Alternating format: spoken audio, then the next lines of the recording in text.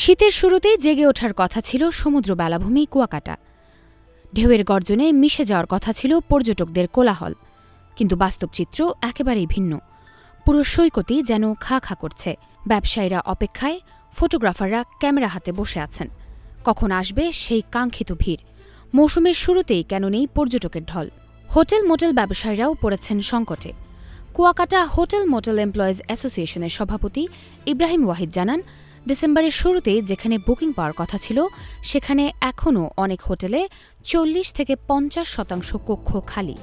আয় কমে যাওয়ায় ব্যবসায়ীরা আর্থিক ঝুঁকির মুখে। তবে ১৬ ডিসেম্বরের পর থেকে ভিড় বাড়তে পারে বলে আশাবাদী তারা। এক ক্ষুদ্র ব্যবসায়ী বলেন, লাখ টাকার মাল দোকানে রেখে বসে আছি, কিন্তু পর্যটক নেই। একজন ফটোগ্রাফারের ভাষায়, কুয়াকাটা সৈকতে ৩ শতাধিক ফটোগ্রাফারের জীবিকা নির্ভর করে পর্যটকের উপস্থিতির ওপর। শীত মৌসুমেই তাদের প্রধান আশা। জীবন অবাক না করলে কে করবে? ২৮% মিল্ক ফ্যাটের অবাক করার সাথে ফ্রেশ মিল্ক পাউডার। জীবন অবাক করুক প্রতিদিন। ট্যুরিস্ট পুলিশের এএসপি বলেন, ত্রয়োদশ জাতীয় নির্বাচন এবং বেড়ে যাওয়া শীত উভয় কারণে পর্যটক কম, তবে সামনে পরিস্থিতি বদলাতে পারে। ট্যুরিস্ট পুলিশের এএসপি জানান, 31st নাইটকে কেন্দ্র করে ডিসেম্বরের শেষ সপ্তাহে পর্যটক সংখ্যা বাড়বে। নিরাপত্তা ও সেবায় ট্যুরিস্ট পুলিশ সর্বদা প্রস্তুত।